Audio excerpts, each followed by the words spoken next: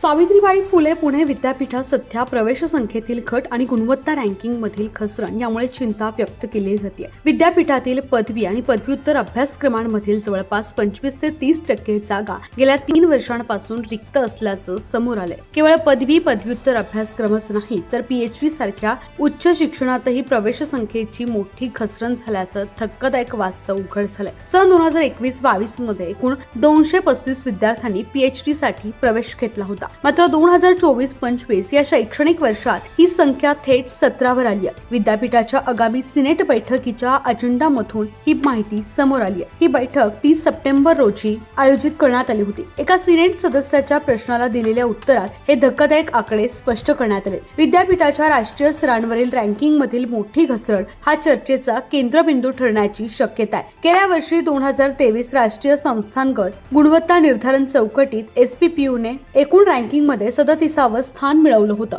मात्र या वर्षी 2024 मध्ये ही रँकिंग 91व्या क्रमांकावर घसरली आहे। नामांकित शैक्षणिक आणि वैज्ञानिक नियतकालिकांमध्ये प्रकाशित होणाऱ्या शोध निबंधांची संख्या ही NIRF रँकिंग मधील एक महत्त्वाचे निकष आहे। त्यामुळे पीएचडी प्रवेशातील घट ही राष्ट्रीय आणि आंतरराष्ट्रीय रँकिंग मधील घसरणीचं मुख्य कारण मानलं जात आहे।